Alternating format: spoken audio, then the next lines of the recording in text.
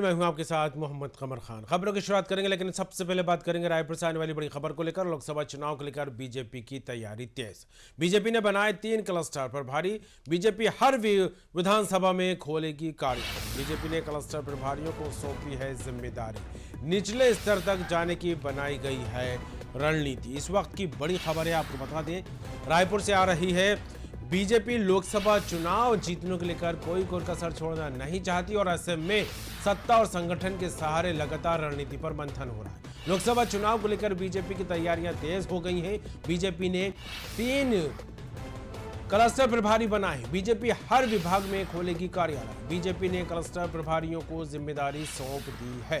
निचले स्तर तक जाने की रणनीति भी बनाई गई है। बड़ी खबर इस वक्त की रायपुर से।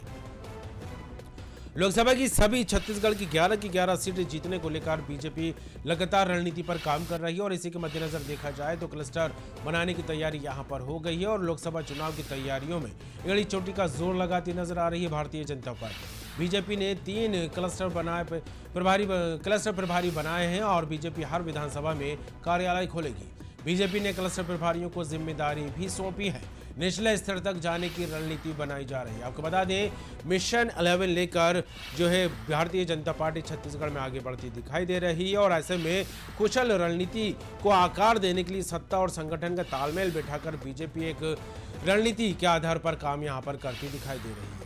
हर वर्ग का गणित बैठाने को लेकर और हर क्षेत्र में विकास को लेकर जन कल्याणकारी योजनाओं के आधार पर या फिर संगठन को मजबूत कर बूथ स्तर पर कार्यक्रम आयोजित कर लगातार लोकसभा चुनाव की स्क्रिप्ट तैयार की जा रही है और ऐसे में क्लस्टर बनाए गए हैं। जिम्मेदारियां क्लस्टरों को दे दी गई हैं। हर लोकसभा क्षेत्र में क्लस्टरों को जिम्मेदारी देने की बात निकलकर सामने आ रही है। विधानसभा में कार्यालय खोलने की बात भी कही जा रही है। बीजेपी क्लस्टर प्रभारियों को जिम्मेदारी सौंपती नजर आ रही है और निचले स्तर तक जाने की रणनीति भी भारतीय जनता पार्टी लगातार बनाती नजर आ रही है।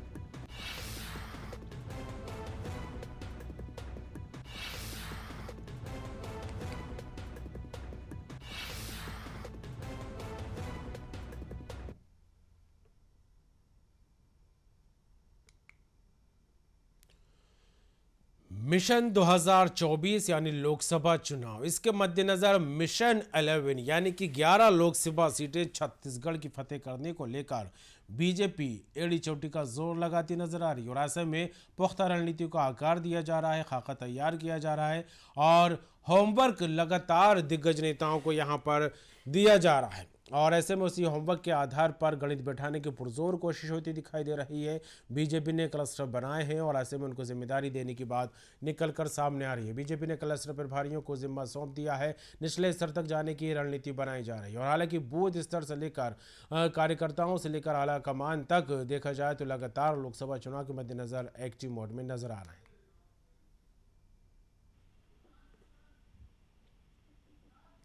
प्रशांत द्विवेदी जी हमारे साथ जुड़ गए हैं छत्तीसगढ़ स्टेशन। प्रशांत जी, लोकसभा चुनाव को लेकर बात करें तो लगातार अब राजनीति परवान चढ़ती नजर आने लगी और ऐसे में भारतीय जनता पार्टी जिस तरह से तैयारियां करती नजर आ रही है, पुख्ता रणनीति को आकार देने को लेकर किस तरह सियासी गणित बैठाया जाए, इसको लेकर मंथन और चर्चाएं तो हो ही रही हैं, जिम्मेदारियों का बंटवारा भी हो रहा है। किस तरह देखें इसको?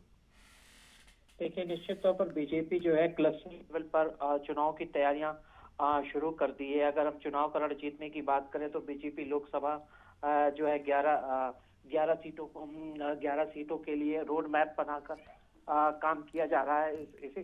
इसी कड़ी में प्रदेश में 3 अलग अलग लेवल पर क्लस्टर प्रभारी बनाए गए हैं, जिसमें एक राजेश मूणत जो है सबसे अहम जिम्मेदारी दी गई है। अगर हम बिलासपुर की बात करें तो बिलासपुर के अंदर रायगढ़ को और तो बेमेतरा या धमतरी का इलाका हुआ, दंतेवाड़ा, नारायणपुर और इधर राजनांदगांव। तो निश्चित तौर पर बीजेपी जो है अच्छे से जानती है कि बूथ लेवल पर किसी तरह के किए गए काम से ही आम मतदाताओं को रुझान मतदान तक आता है और बीजेपी को अच्छा खासा वोट दिलाता है। यही वजह है कि बीजेपी जो है क्लस्टर लेवल पर काम कर रही है और इसमें जो अनुभवी नेता है उनको ये जिम्मेदारी पूरी तरह से सौंपी गई है। बिल्कुल, जिम्मेदारी का दौर यहां पर देखने को मिल रहा है और लगातार बूथ स्तर पर मजबूती करने की बात भी भारतीय जनता पार्टी कहती नजर आ रही है और ऐसे में जब क्लस्टरों को जिम्मेदारी दी गई तो कहीं ना कहीं निचले स्तर पर पुख्ता रणनीति को लेकर भी खाका तैयार होता दिखाई दे रहा है। तो इसको किस तरह आंका जा सकता है?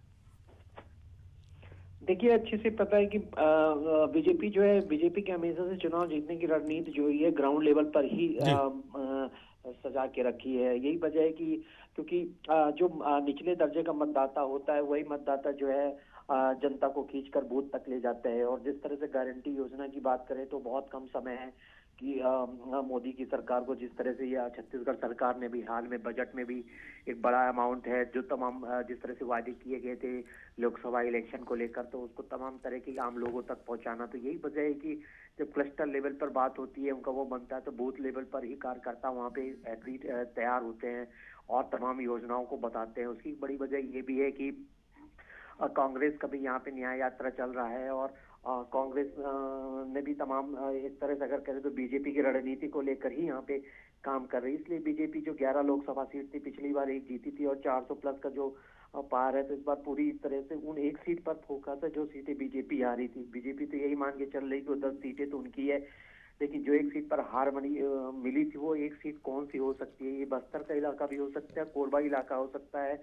तो इसलिए बीजेपी क्लस्टर लेवल पर बड़े नेताओं, अनुभवी नेताओं को उतारने की कोशिश कर रही है। जी बिल्कुल प्रशांत जी, और ये कहा जाता है कि वो विद्यार्थी जो लगातार होमवर्क गंभीरता से करे, लगातार होमवर्क क्लास पर गंभीरता से तो करे, तो कहीं ना कहीं उसको टॉपर बनने से कोई नहीं रोक सकता, क्योंकि सारी चीज़ें उसके दिमाग में फिक्स हो जाती हैं। और ऐसे में भारतीय जनता पार्टी जिस तरह से क्लास वर्क पर क्लास वर्क, होमवर्क पर होमवर्क लगातार दिग्गजों को, कार्यकर्ताओं को देती नजर आ रही, तो ऐसे में छत्तीसगढ़ में मिशन 11 यानी 11 की 11 लोकसभा सीटें जीतने को लेकर फिलहाल बीजेपी की तरफ से क्या कुछ माहौल देखने को मिल रहा है, वो भी तब जब विपक्ष की तैयारियां उस हिसाब से नहीं हो रही।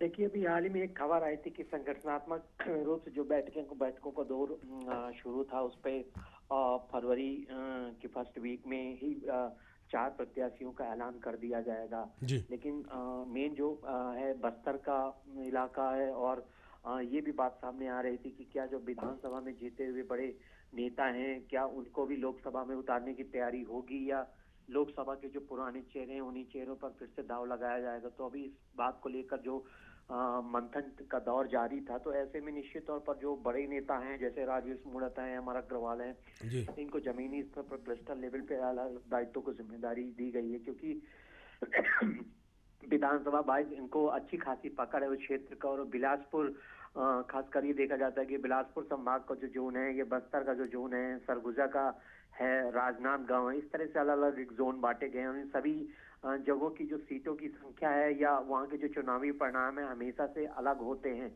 तो यही वजह है कि बीजेपी जो है हर परिणाम को लेकर एक रणनीति पर काम कर रही है कि कौन से मतदाता किस योजना में, और खासकर जो सबसे प्रभावी होगा कि उनकी जो योजनाएं हैं वो योजनाएं कितनी जल्दी, कितनी तेज आम लोगों तक ये बताने में कामयाब हो जाएगी। क्योंकि कांग्रेस का एजेंडा ही रहा है कि किस तरह से मोदी गारंटी को यहाँ पे फ्लॉप शो बताया जाए, और बीजेपी की प्रयास रहेगी किस तरह से मोदी गारंटी को बताया जाए कि हमने जो वादा किया तो वो पूरी तरह से लागू हो चुका है। जी बिल्कुल, और जो मूल मंत्र लेकर भारतीय जनता पार्टी छत्तीसगढ़ में आगे चलती दिखाई दे रही है प्रशांत जी, वो यही है कि प्रधानमंत्री नरेंद्र मोदी की जो गारंटी हैं उनको पूरा किया जाए, और इसी गारंटी के आधार पर पूरा लोकसभा चुनाव की स्क्रिप्ट तैयार करते हुए चुनावी मैदान में उतरा जाए। तो ऐसे में मोदी की गारंटी को लेकर, क्योंकि ये तभी संभव है जब सत्ता और संगठन में तालमेल बैठेगा, इसको लेकर किस तरह की तस्वीर बन रही है?